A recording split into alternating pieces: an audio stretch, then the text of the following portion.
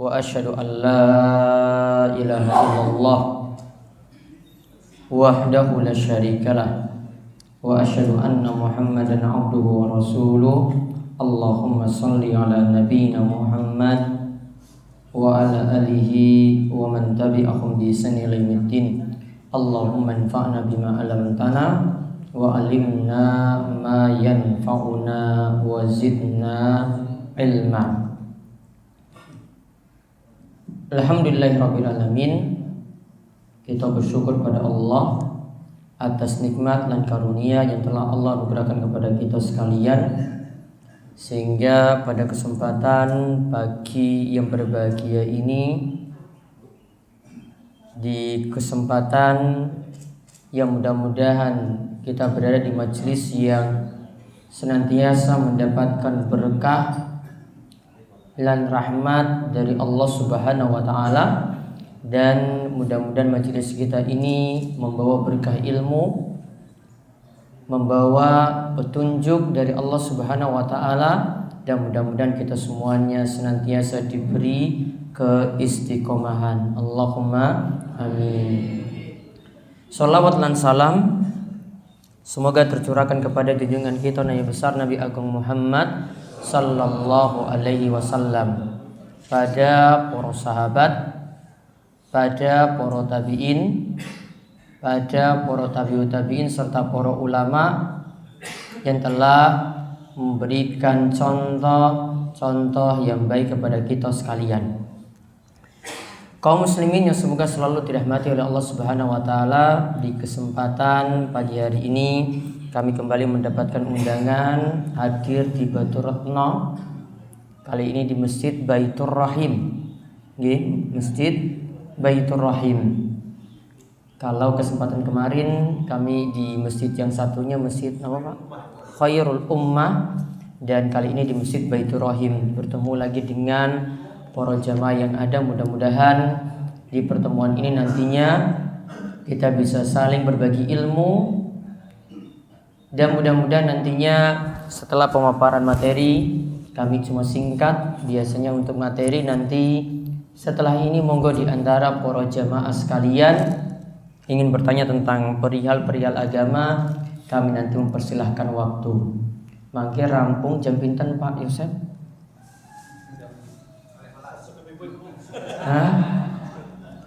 Nanti materi 20 menit, setelah itu tanya jawab sampai jam 8 rampung insyaallah. Taib, kita melihat surat Al-Mu'minun. Surat Al-Mu'minun, nanti di sini akan disebutkan jalan-jalan untuk menuju surga Firdaus. Jalan-jalan atau amalan-amalan yang nanti memudahkan para jamaah sekalian untuk menggapai surga Firdaus. Bapak Ibu pernah mendengar surga Firdaus? Jannatul Firdaus belum pernah dengar? Sudah ada yang pernah rasakan? Sudah ada yang melakukan amalan-amalan seperti ini nantinya?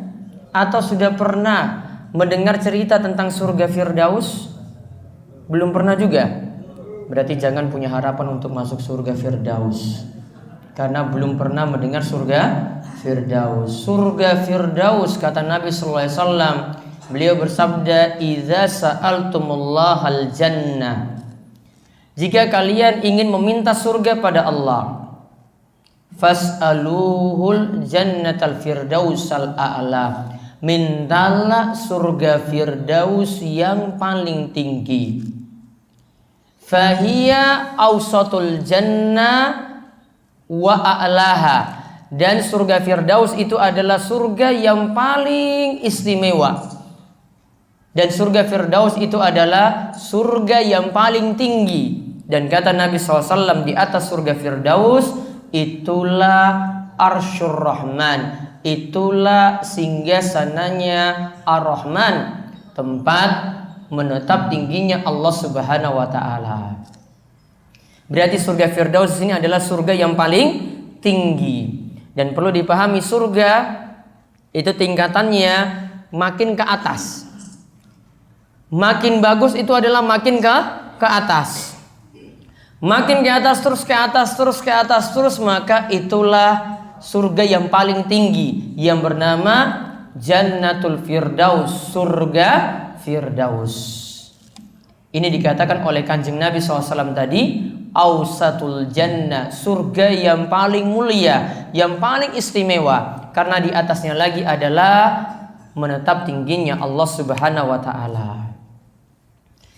Nah, mengenai amalan-amalan untuk menggapai surga Firdaus disebutkan dalam surat Al-Mu'minun, itu ada 6 amalan. Nanti kita lihat secara ringkas. Ada 6 amalan untuk menggapai surga Firdaus di akhir ayat, yaitu ayat ke-11. Allah Subhanahu wa Ta'ala katakan, alladzina yarisunal firdaus, itulah mereka yang mewarisi surga Firdaus. Kita lihat mulai dari ayat yang pertama. Allah Subhanahu wa Ta'ala berfirman, a'udzubillahi minasyaitonirrajim, bismillahirrahmanirrahim, qad aflahal mu'minun. Sungguh beruntung orang-orang yang beriman. Sungguh beruntung orang-orang yang beriman. Alladzina hum fi salatihim khashi'un. Alladzina hum fi salatihim khashi'un, yaitu mereka yang khusyuk dalam salatnya. Berarti amalan yang pertama untuk menggapai surga Firdaus, wajib khusyuk dalam sholat. Diperintahkan untuk khusyuk dalam sholat. Kalau kita lihat dari perkataan para ulama, yang dimaksud khusyuk itu ada 2 unsur. Yang dimaksud khusyuk itu ada 2 unsur. Yang pertama, khusyuk secara lahiriah. Yang pertama, khusyuk secara lahiriah, yaitu bapak-bapak dan ibu-ibu sholat, di antara bentuknya sholat dengan melihat pada tempat sujud. Sholat dengan melihat pada tempat sujud. Jadi ketika sholat lihatnya ke tempat sujud, bukan ke depan pandangannya, bukan ke langit-langit. Pandangannya itu ke tempat sujud. Ketika dahulu orang-orang itu awalnya mereka sholat kemana saja pandangannya. Ada yang sholat ke langit-langit lihat ke atas, ada yang sholatnya lihat ke depan, ada yang sholatnya lihat ke bawah. Maka kemudian turunlah firman Allah Subhanahu wa Ta'ala ini, qad aflahal mu'minun alladzina hum fi sholatihim khashi'un, yaitu mereka adalah orang yang khusyuk dalam sholatnya. Khusyuknya bagaimana tadi bentuknya? Melihat ke tempat sujud saat sholat. Kira-kira bapak ibu-ibu ketika sholat lihatnya kemana? Ke depan? Ke tempat sujudnya atau ke sakunya? Ke depan, ke tempat sujud atau ke sakunya? Sekarang kalau belum paham, nanti ketika sholat ini tanda khusyuk itu melihat ke tempat sujud. Bentuk yang kedua adalah khusyuk dalam batin, yaitu hatinya itu hadir dan menghayati ketika dia itu melakukan sholat. Hatinya itu hadir dan menghayati ketika melakukan sholat. Jadi pikirannya nggak kemana-mana, pikirannya nggak ke utara, pikirannya nggak ke selatan, pikirannya nggak ke warung, pikirannya nggak ke kantor, pikirannya ketika itu khusyuk konsen dalam sholat. Jadi kalau orang itu sholat masih pikiran di mana-mana, tidak konsen dalam sholatnya, tidak memikirkan ayat yang dibaca, tidak memikirkan ketika itu apa saja zikir-zikir yang dia baca dalam sholat, berarti ini belum menggapai khusyuk. Maka kalau kita ingin menggapai khusyuk, sebenarnya melatihnya itu tidak perlu ada pelatihan-pelatihan sebagaimana ada yang sering melakukan pelatihan sholat khusyuk. Nanti ada di pinggir sungai, nanti ada yang melakukan di tempat-tempat tertentu. Khusyuk itu paling penting hadirnya itu di sini, hadirnya itu di batin, hadirnya itu di hati, di batinnya ini baru muncul kekhusyuan. Makanya modal paling penting kita bisa merenung bacaan-bacaan yang kita baca dalam sholat. Kalau belum bisa merenung, ini sulit untuk menggapai kekhusyuan dalam sholat. Maka kalau orang itu bisa merenung, maka ketika dia temukan ayat-ayat, dia bisa menangis. Ketika dia menemukan ayat-ayat tentang neraka, akhirnya dia takut. Ketika menemukan ayat-ayat tentang surga, akhirnya dia punya rasa harapan besar untuk bisa mendapatkan surga. Oleh karena itu, kalau Nabi SAW melaksanakan sholat sampai di ayat-ayat yang bicarakan tentang neraka, beliau SAW berhenti sejenak, kemudian beliau meminta perlindungan pada Allah. A'udzubika minan nar. Ya Allah, aku minta perlindungan kepadamu dari neraka. Ketika sampai pada ayat-ayat yang membicarakan tentang surga, beliau berhenti sejenak, kemudian beliau meminta pada Allah, Allahumma inni as'alukal jannah. Ya Allah, aku minta kepadamu surga. Ini bisa didapati kalau bapak-bapak dan ibu-ibu itu menghadirkan khusyuk dalam sholat. Itu yang keberapa? Pertama. Yang kedua, walladzina hum 'anil lagwi mu'ridun, yaitu mereka meninggalkan perkataan yang sia-sia, meninggalkan perkataan yang tidak manfaat. Ini belum maksiat loh. Ini baru meninggalkan perkataan yang tidak manfaat.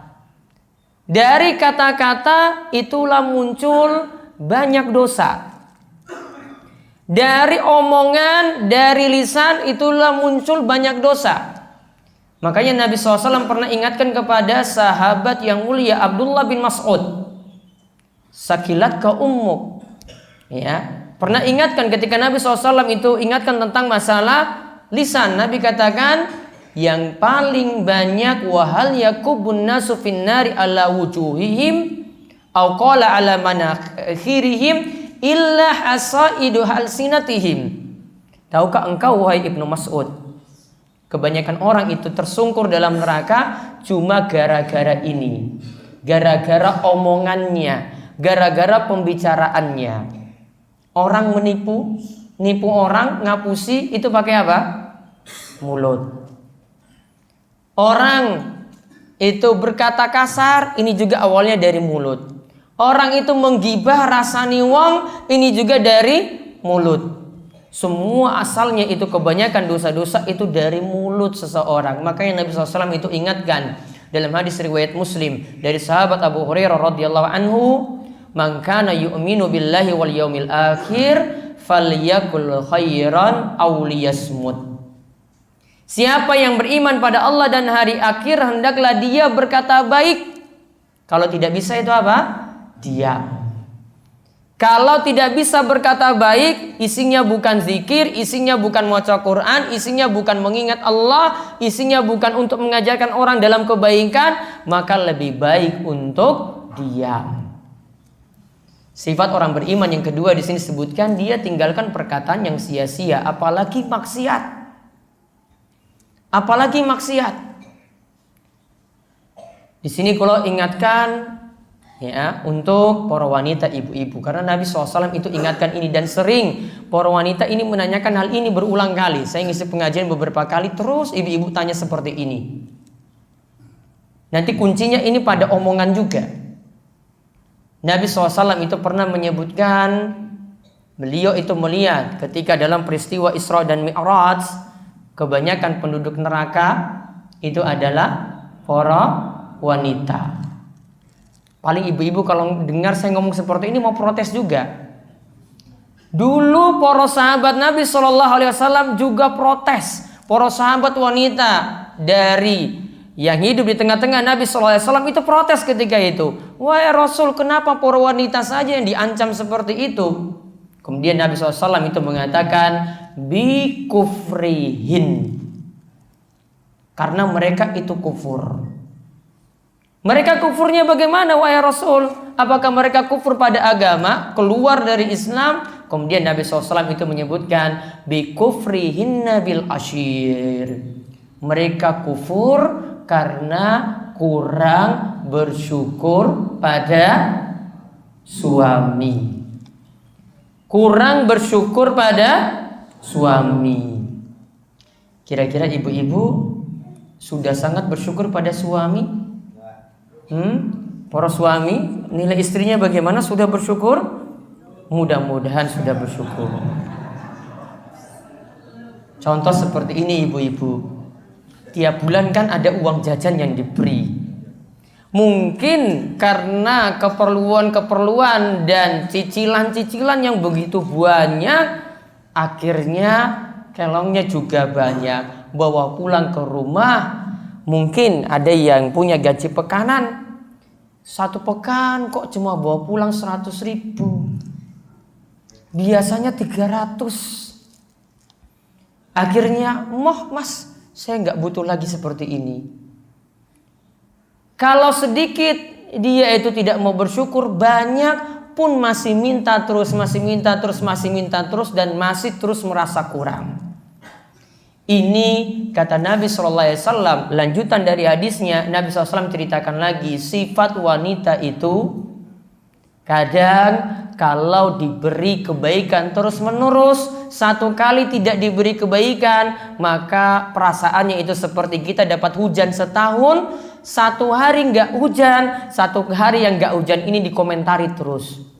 Ya, jadi 1 hari yang tidak ada kebaikan tadi, akhirnya dikomentari terus menerus. Wah, suamiku itu paling pelit sedunia.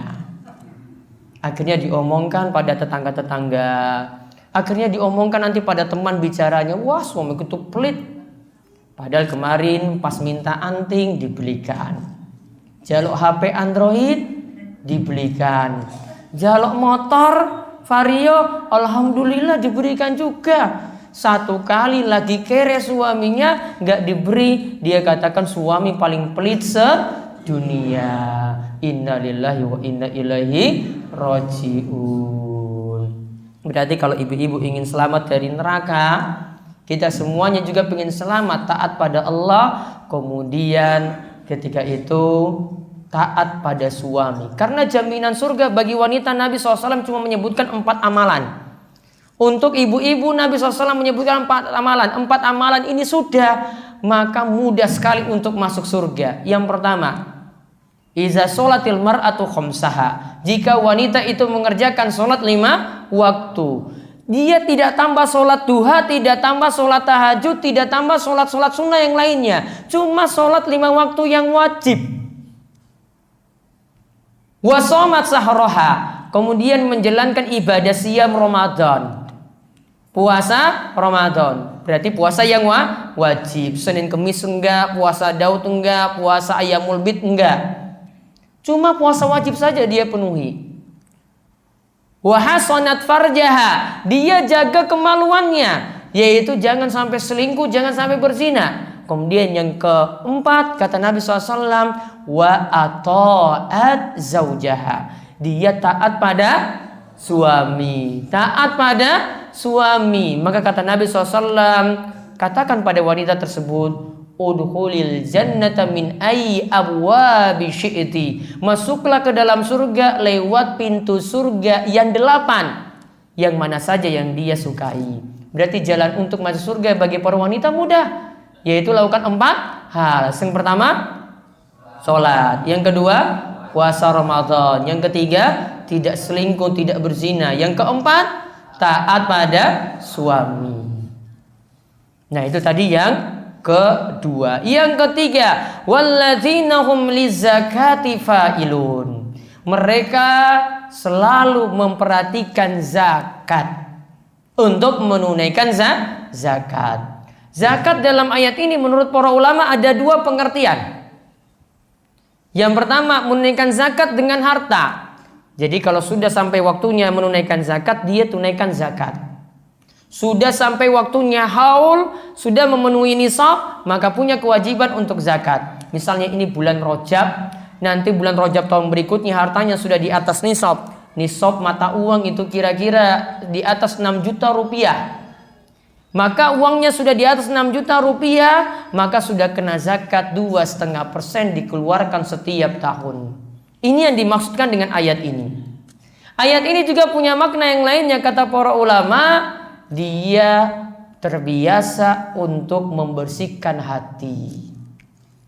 Karena zakah itu artinya menyucikan diri. Kalau kita artikan di sini berarti hatinya dia berusaha untuk jaga dari kesyirikan, dari amalan yang tidak ada tuntunannya, dari berbagai macam maksiat.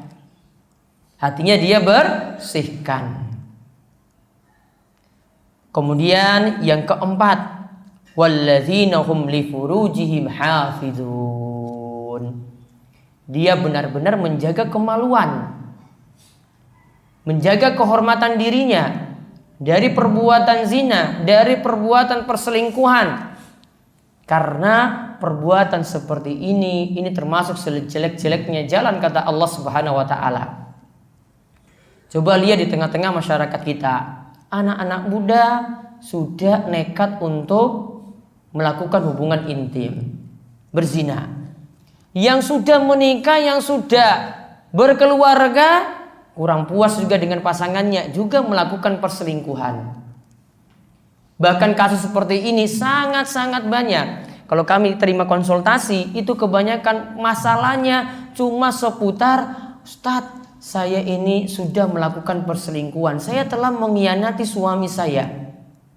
Ada seorang suami juga katakan lagi, saya sudah selingkuh dengan wanita lain. Jadi hal yang biasa saat ini, apalagi kalau sudah ada HP.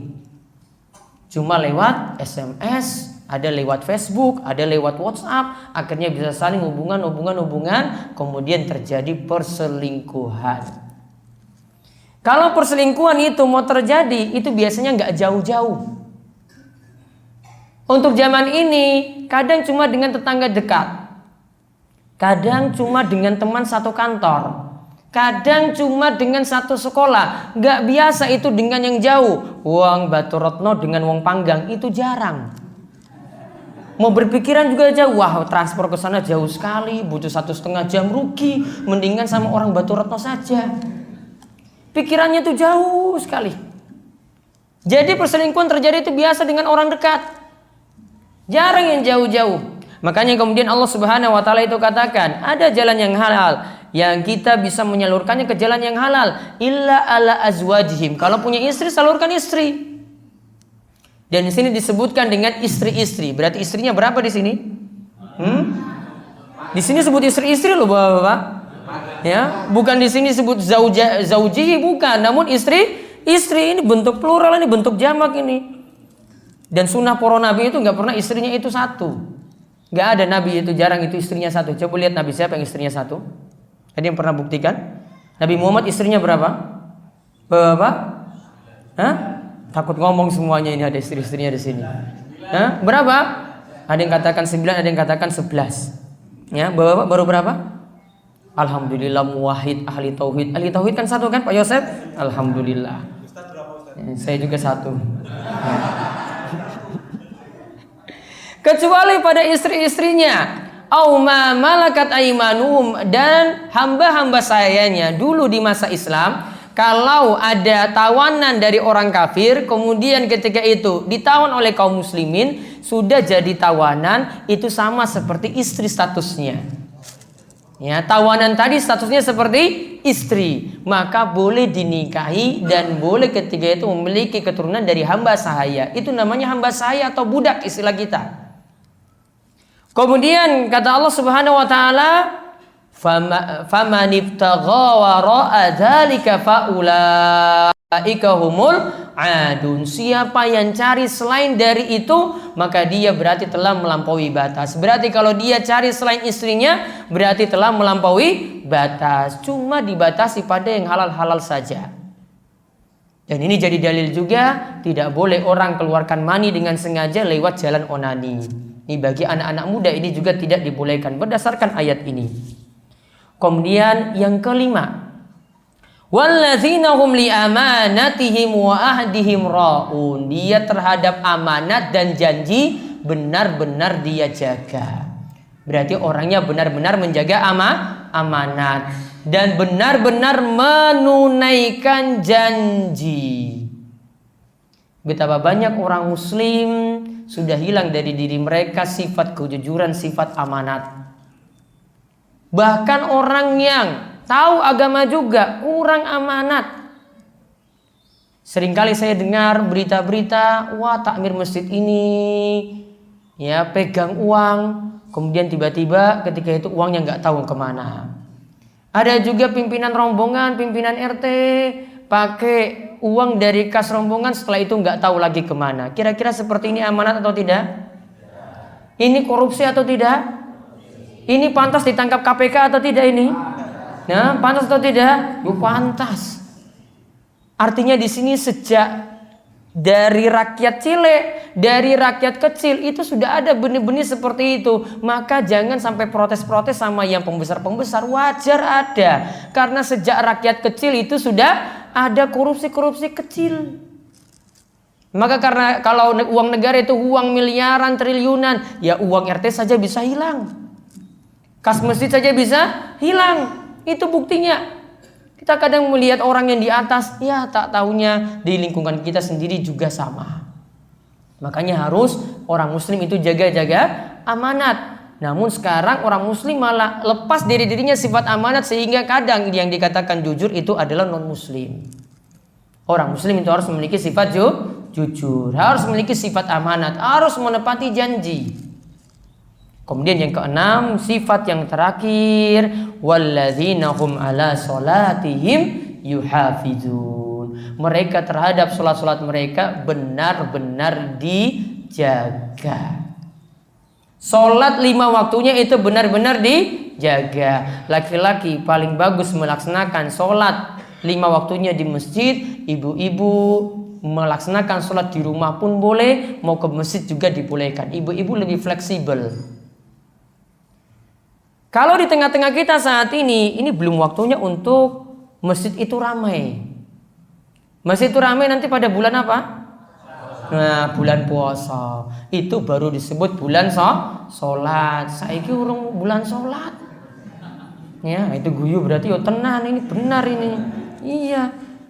Ini belum bulan sholat. Maka coba lihat nanti maghrib masih sedikit. Coba nanti lihat bulan Ramadan ini, saya yakin Masjid Baitur Rahim itu sampai ke belakang loh. Apalagi tarweh. Ya, tarweh itu masjid-masjid kecil kalau dipanggang itu komentar terus, Ustadz, ini masjidnya kalau bulan Ramadan itu wah sampai di jalan-jalan. Terus kalau bulan lainnya ya nggak ada jamaah, Ustadz. Jadi kadang mau minta bantuan, ya Ustadz ini masjidnya ini kalau bulan Ramadan itu sudah nggak muat lagi. Kok bulan Ramadan saja nggak muat? Terus sholat yang lainnya bagaimana? Ya sholat yang lainnya ya gitu, ya begitu jamaahnya, ya gitu-gituan jamaahnya. Ya kadang saksop, rongsop, kadang yang jadi imam itu dari muazin, iqomah, kemudian jadi imam sekaligus makmum. Itu biasa di tengah-tengah kaum muslimin. Di sini Allah Subhanahu wa taala perintahkan, coba lihat baik-baik tadi, walladzina hum ala sholatihim yuhafizun. Dia jaga sholatnya tepat pada waktunya. Waktunya sholat zuhur ya sholat zuhur, waktunya sholat ngasar ya sholat ngasar. Enggak ditunda-tunda, nanti mau mepet maghrib dulu baru sholat. Enggak, dia jaga sholatnya tepat pada waktunya. Maka kalau menjaga 6 tadi, Allah Subhanahu wa taala katakan ulaika humul warisun. Mereka adalah para pewaris. Alladzina yarisunal firdaus hum fiha khalidun, yang dimana mereka itu mewariskan surga Firdaus, mereka akan kekal di dalam surga. Ada berapa amalan tadi kalau kita simpulkan? 6. Yang pertama, khusyuk dalam sholat. Yang kedua, meninggalkan perkataan yang tidak manfaat. Yang ketiga, menunaikan zakat. Yang keempat, menjaga kemaluan dari zina selingkuh. Yang kelima, jaga amanat dan janji. Yang keenam, rutin menjaga sholat 5 waktu. Ulaika humul warisun, mereka lah itu para pewaris. Alladzina yarisunal firdaus, yang mewariskan surga Firdaus. Berarti kalau ingin masuk surga Firdaus, surga yang paling tinggi, maka penuhilah 6 hal tadi.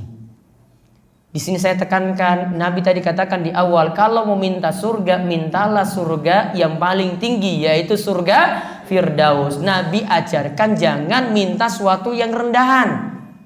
Gak boleh orang itu berdoa, ya Allah saya itu penuh dosa, saya penuh maksiat, saya itu hamba yang gak pantas, saya masuk emperan surga saja ya Allah sudah syukur sekali. Gak boleh. Nabi SAW katakan tadi, فَإِذَا سَأَلْتُمُ اللَّهَ الْجَنَّةَ فَاسْأَلُوهُ الْفِرْدَوْسِ.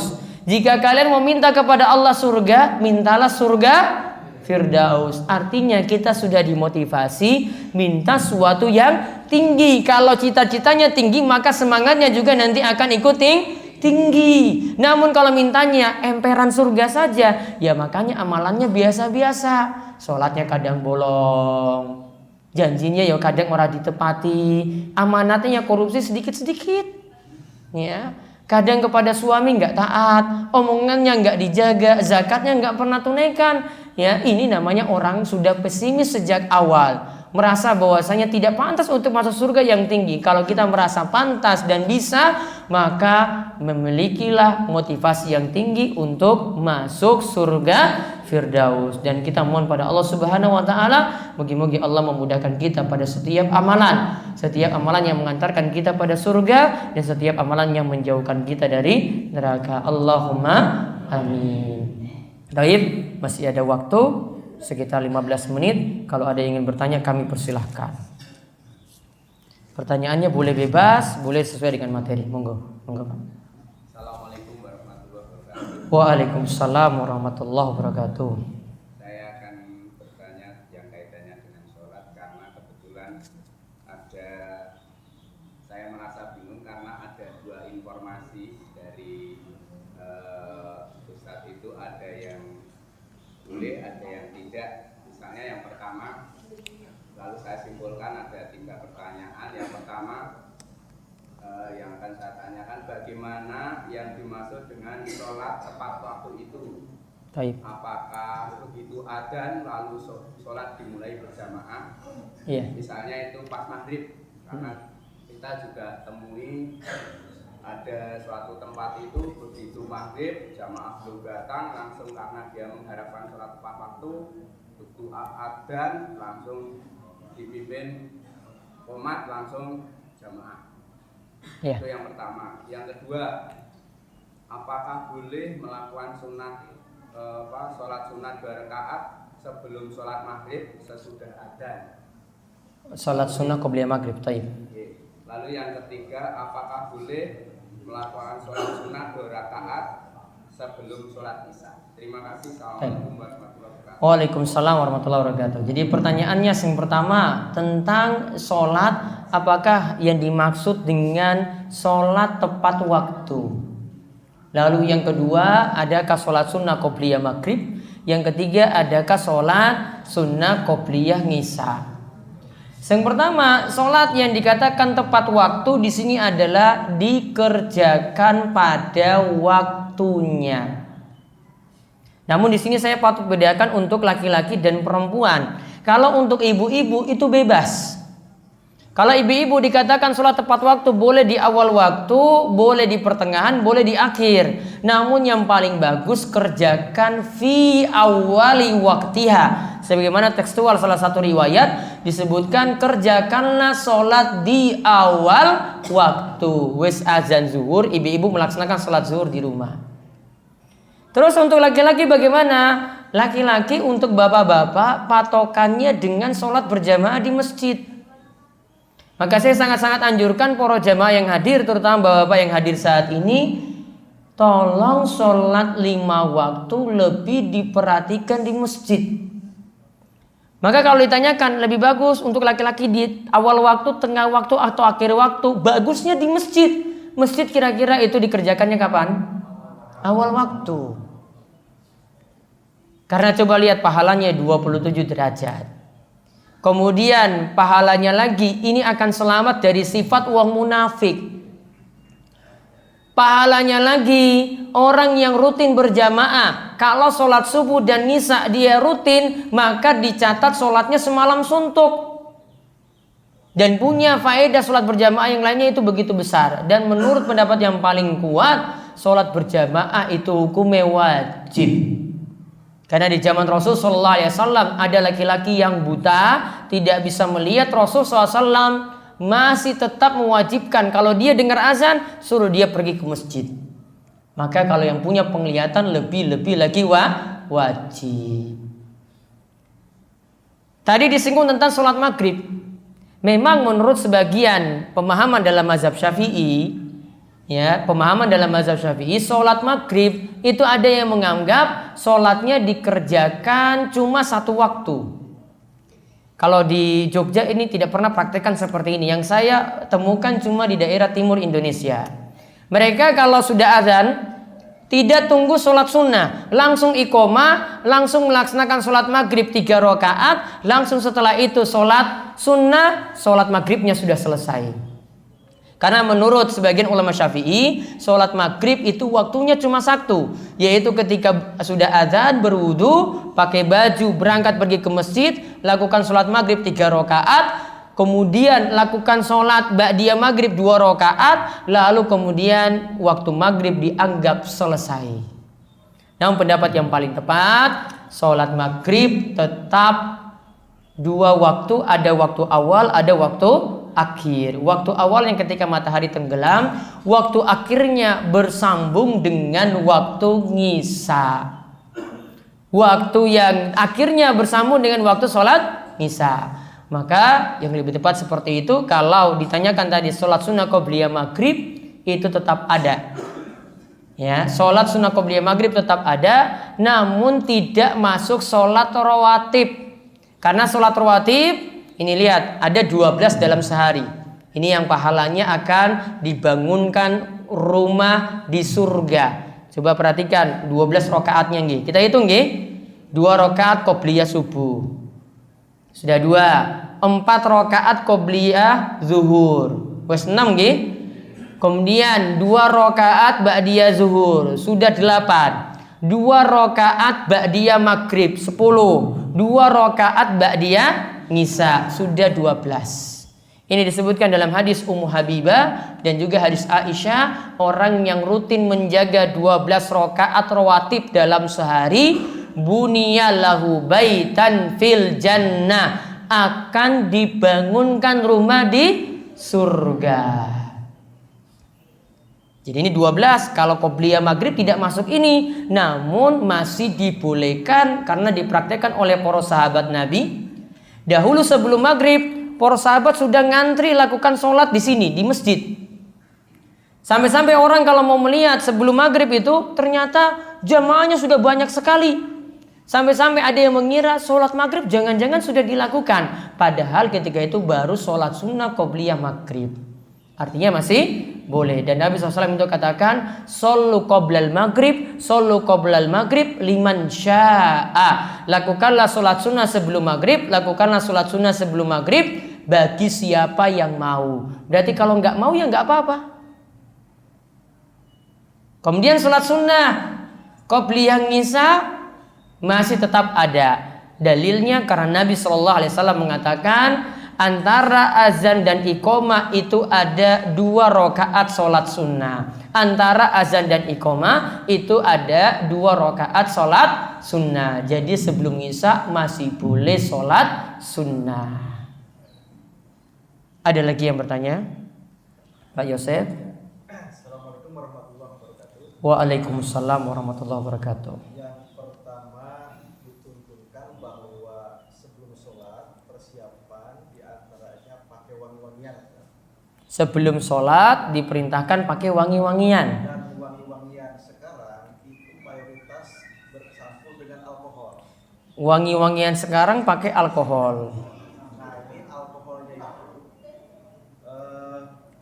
bisa enggak dalam artian hukumnya suci untuk pelaksanaan ibadah sholat tersebut? Baik. Alkohol ini bisa dianggap suci enggak untuk pelaksanaan sholat tadi? Yang kedua itu kaitan dengan akhir waktu isya.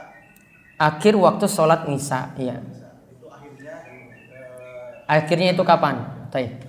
Yang pertama, saya jawab dulu tentang akhir waktu sholat isya. Memang para ulama beda pendapat dalam hal ini. Kalau pendapat dalam mazhab Syafi'i, waktu isya itu sambung dengan waktu subuh.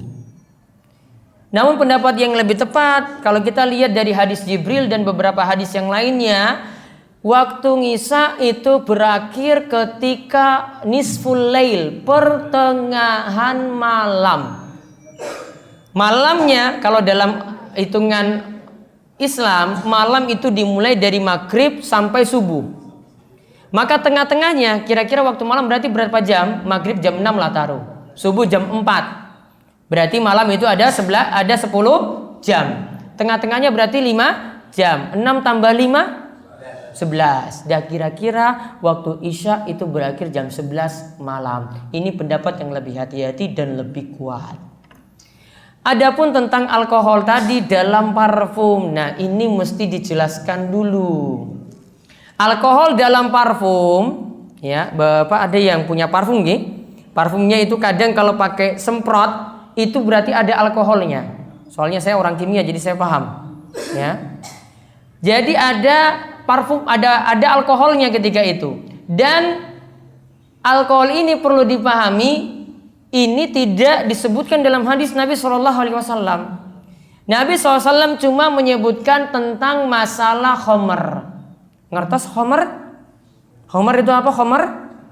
Minuman keras. Namun Nabi SAW istilahkan khamr seperti ini. Perhatikan istilah Nabi SAW. Kullu muskirin khamrun wa kullu muskirin haramun. Setiap yang memabukkan itu khamr. Dan setiap yang memabukkan itu hukumnya haram. Nabi katakan istilahnya dengan setiap yang memabukkan. Berarti yang memabukkan apapun bahannya tetap disebut khamr. Ada yang buat, ada dari minuman keras oplosan, dia buat secara dia buat tidak pakai pabrik. Cuma di rumah saja bisa membuatnya. Namun itu sifatnya memabukkan, maka ini disebut khamr. Namun kalau sesuatu itu mungkin ada alkoholnya namun tidak sampai memabukkan, namun sifatnya sudah jadi racun. Contoh, parfum dalam alkohol tadi, alkohol dalam parfum tadi. Ini kira-kira parfum seperti ini bisa kita minum atau tidak?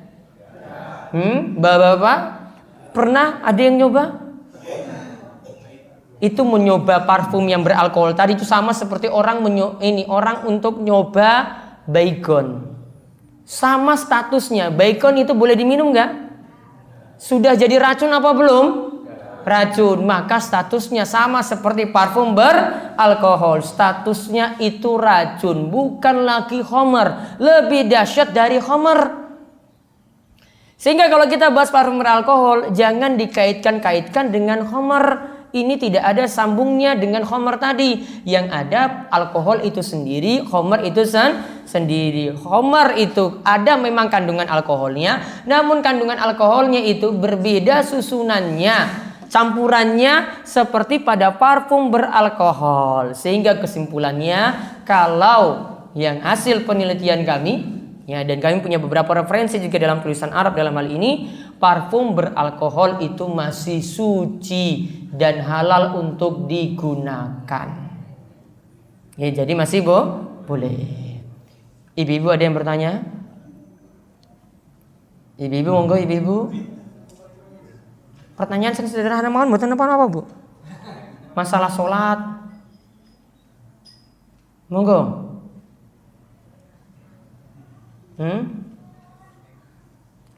Paling isin gitu aku. Berarti harus berikutnya lagi nih kayaknya Pak Yosef ya. Iya, baru sering-sering baru terbiasa. Bapak-bapak wonten? Bapak-bapak? Nah, Pak Parjo, warga dari mana, Pak? Assalamualaikum warahmatullahi wabarakatuh.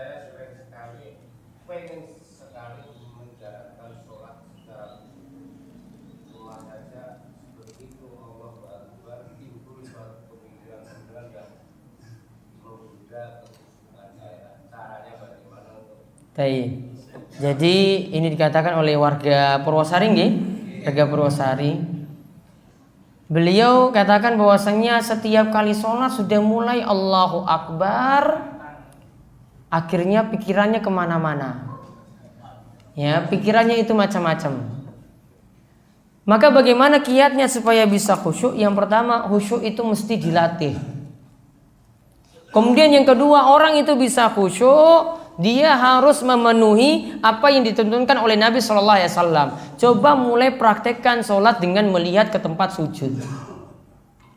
Baru yang ketiga, praktek sholat khusyuk yang ada, coba banyak-banyak bisa mengkaji Al-Quran, kemudian direnungkan terus isi yang ada dalamnya, digunakan nanti dalam sholat. Al-Fatihah itu dikaji, bacaan-bacaan sholat juga dikaji. Mudah-mudahan bisa membantu.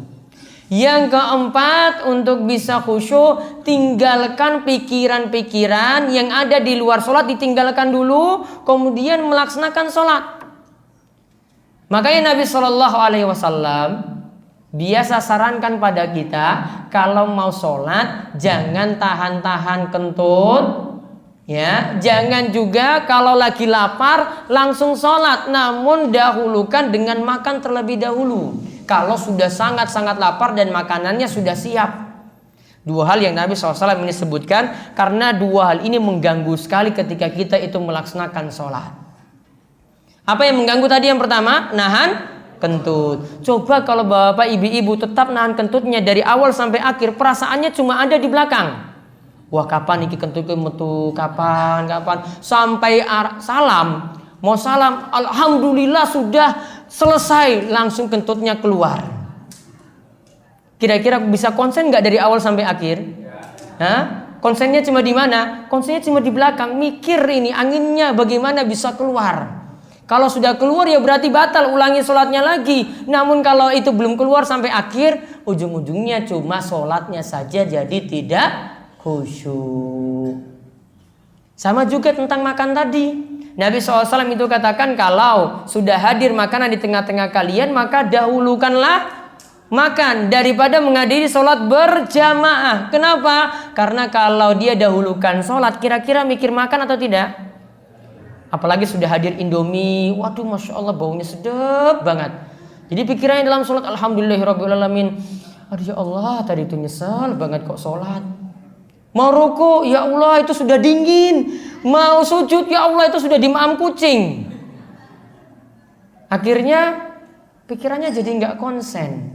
Maka pikiran yang di luar sholat itu ditinggalkan, maka nanti insya Allah tidak mengganggu untuk sholatnya. Ada lagi yang lain? Ada lagi yang lain? Jamaah Batur Ratna wonten? Ada? Mana? Batur Ratna dulu, Batur Ratna. Wonten?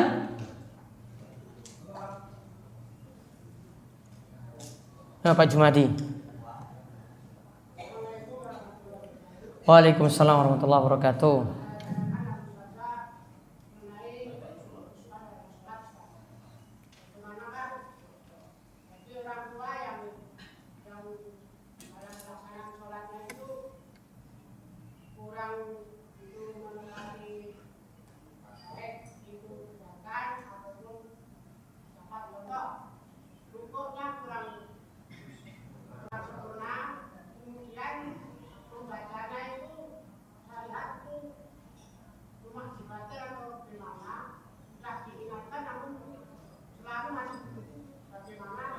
Rukuknya kurang sempurna karena cepat-cepat atau bagaimana?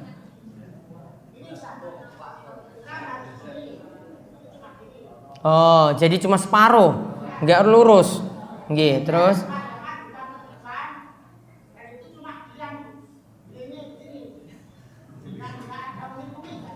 nggak ada umi-umi ya.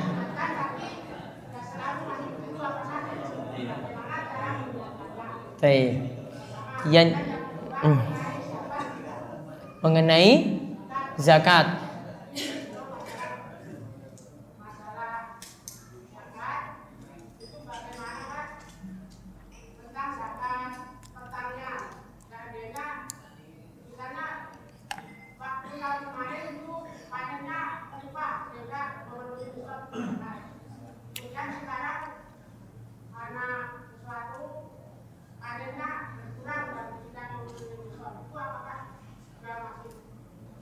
Baik.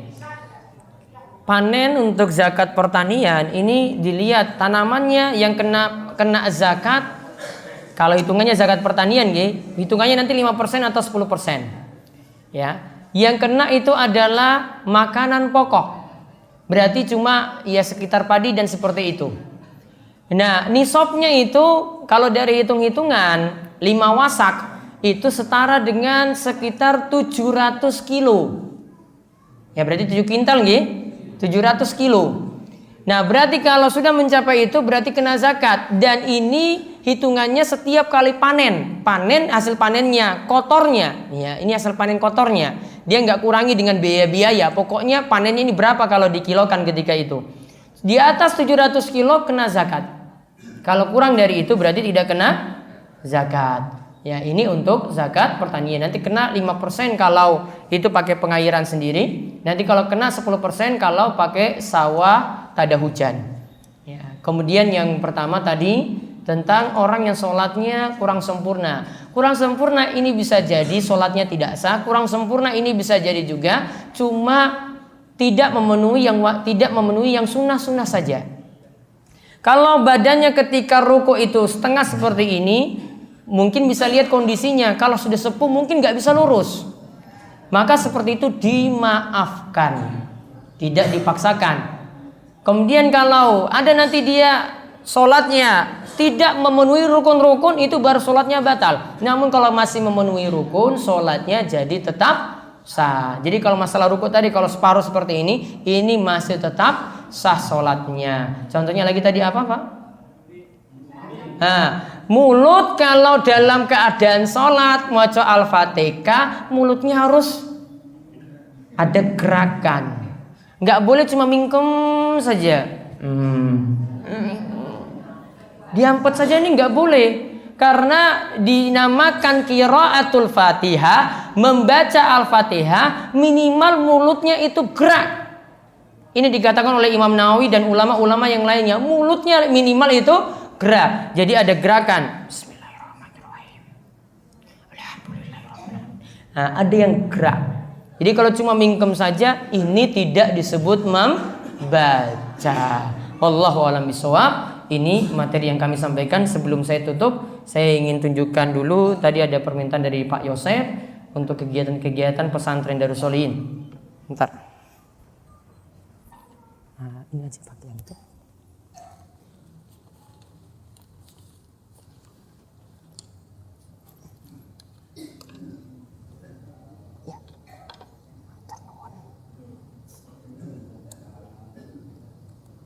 Ya. Bismillah. Ih, monggo.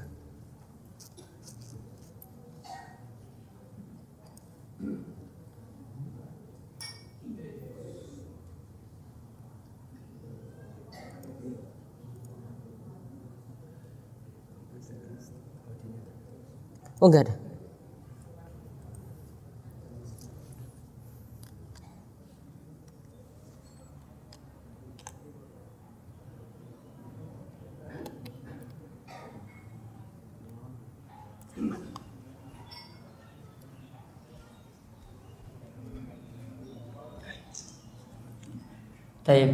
Ini sedikit tentang pesantren Darus Sholihin yang ada di Warak Giri Sekar Panggang, Gunung Kidul. Bapak Ibu, kalau saya itu bukan asli sana, terdampar saja di sana. Dulu saya itu besarnya di Ambon, kemudian pindah ke Papua, kemudian diterima jadi mahasiswa di UGM di kuliah teknik, kemudian melanjutkan S2 di Riyadh, Saudi Arabia. Lalu pulang saya mendirikan pesantren Darus Sholihin ini. Ini pesantren untuk masyarakat, jadi kegiatannya cuma untuk masyarakat saja, tidak ada untuk pondokan dan tidak menampung orang luar. Yang ada cuma Panggang, Purwosari, sekitarnya sampai Saptosari. Ada sekarang berkembang sampai nanti ada info yang kami sampaikan di sini. Sering ada yang menanyakan ini awalnya kami rajin menulis di website ini. Ini bacanya apa ini? Rumaiso.com ya. Kemudian dari menulis akhirnya kami masukkan di website. Kemudian nanti disebar di media sosial. Ada Facebook. Mungkin Simba-Simba ini nggak paham Facebook ini apa ya. Ini pokoknya anak-anak muda itu biasanya paham. Orang-orang yang bisa pegang HP ini paham. Sampai disebar juga di WhatsApp dan Telegram. Nah, kemudian dari situ ada dana-dana yang ada, kita akhirnya buat kegiatan-kegiatan seperti ini. Selain pengajian, ada kegiatan kemasyarakatan seperti renovasi masjid, penyaluran zakat, bakti sosial, ada TV dan radio, ada anak asuh juga yang disekolahkan di beberapa sekolah bagi anak-anak yang tidak mampu. Ada tebar jilbab. Ini tebar jilbab ini sudah sekitar 2 tahun. Jadi warga Wara sekarang rata-rata sudah berjilbab. Jilbabnya cuma jilbab lusuran saja, jilbab bekas. Ya, jadi kalau mau bilang warga ya itu jilbab-jilbab bekas semua yang mereka punya. Alhamdulillah bisa mereka pakai sekaligus dengan gamis atau pakaian muslimahnya. Kemudian yang ini tebar buku Islam, karena saya punya karya-karya tulis. Kemudian saya cari donasi juga untuk bisa menyebarkan kepada dai-dai dan orang-orang yang butuh. Kemudian renovasi sekolah Islam, ini program yang baru-baru ini ada. Ya, seperti ada sekolah yang diperbaiki di Wara itu ada, Panggang ada. Kemudian ada lagi di Gedang Sari juga pembangunan asrama untuk Mahat Al-Muttaqin Muhammadiyah. Nah, ini website yang kami kelola. Saya sebagai pimpinan redaksi di Muslim Or'id. Kemudian ada website rumaiso.com itu, lalu remajaislam.com. Masih ada beberapa yang lainnya, namun ini yang utama. Nah, ini websitenya. Ini kalau dana yang ada kita laporkan semuanya di sini, secara terang-terangan di sini. Kegiatan yang ada juga ada di sini semuanya. Bentuk donasinya sampai laporan-laporannya ada di bagian atas sini. Kalau diklik semuanya di internet ini keluar. Ya, setiap pekan itu insya Allah diupdate terus. Ini dana untuk apa, ambil dari mana, dapat dari mana, siapa orangnya, sampai disalurkan untuk siapa gitu. Nah, ini dilaporkan di sini secara terperinci. Jadi kami tidak sembunyikan karena ini langsung karena Pak publik yang baca. Kadang kegiatan donasinya sumbernya dari Facebook ini. Ini saat ini sudah 3,6 juta. Ya, 3.600.000 orang yang menyukai halaman ini di Facebook. Fanpage Facebooknya namanya Mengenal Ajaran Islam Lebih Dekat. Ini sejak 2008. Sekarang sudah 3.600.000. Ini jumlah penduduk Batu Retno saja sudah lebih loh ini. 3.600.000. Kemudian nanti kadang kita promosikan, lihat ini tebar 5.000 jilbab untuk Maluku dan untuk Gunung Kidul. Besok nanti pada tanggal 3 pesantren ingin diresmikan dan disebar infonya sini. Akhirnya yang jilbab-jilbab bekas itu pada datang. Sekarang sudah numpuk, sudah 2.000 sepertinya. Nah, ini targetnya mau 5.000. Kemudian ada lagi bentuk promosinya lagi lewat Instagram. Ini dalam bentuk gambar-gambar. Ini juga di internet. Ini pengikutnya sudah 50.800. Lalu ada lagi lewat Twitter. Ini pengikutnya 42.200. Lalu ini keadaan websitenya. Lihat pengunjungnya. Ketika tanggal 9 Maret 2016 kemarin, pengunjungnya melonjak sampai, ini website kami tadi rumaiso.com, pengunjungnya melonjak sampai 500.000, setengah juta orang yang baca dalam satu hari. Setengah juta orang. Ya, satu hari itu yang baca. Satu hari yang baca website. Di hari-hari biasa, lihat ini grafiknya ini, hari-hari yang biasa ini grafiknya, ini sekitar 70.000 sekarang. Kejelasannya seperti ini. Ini orang baca tulisan 70.000 satu hari. 70.000 orang masuk baca. Seperti orang baca buku, 70.000 orang ngantri untuk baca. Contohnya satu detik 271 orang yang baca. Saat ini itu ada yang buka 271 orang. Pengunjungnya di sini ada dari Indonesia, ada dari USA, Amerika, India, Malaysia, ada dari Australia, Oman, Jepang, sampai di yang lainnya Qatar, ada juga nanti Saudi Arabia juga ada. Nah, ini kegiatannya, santri TPA itu sudah 700. Kemudian jamaah pengajian itu sudah 2.000. Ini jamaah pengajian malam Kamis. Ini bapak-bapak, ibu-ibunya saya nggak tampakkan di sini. Ada di foto yang lain soalnya. Ini anak-anak TPA lagi hafalan juz amma. Ini anak-anak ketika hujan-hujanan. Yang pernah hadir di pengajian di Darussolin itu Teuku Wisnu. Pernah lihat ini ya orang ini? Oke, Teuku Wisnu yang biasa di TV itu bawa acara apa? Berita Islami di Trans TV atau Trans 7. 13 Februari beliau ke Darussolihin. Jamaah pengajiannya segini. Ini 5.000 orang ketika pengajian terakhir dengan Teuku Wisnu. Ya, ini jamaah yang normal ini seperti ini. Ini 5.000 orang. Dari Panggang, Purwosari, Palian, Saptosari, ada juga sampai Pelayan juga ada. Ada dari Ngelipar juga ada, sampai Tepus juga hadir ketika itu. Nah, ini sedikit info tentang pesantren Darussolihin yang kami bina. Mudah-mudahan bisa memotivasi para jamaah di sini untuk ya bisa menimba ilmu, tetap semangat dan juga tetap mengisi masjid-masjid yang ada di sini. Allahu a'lam bishawab.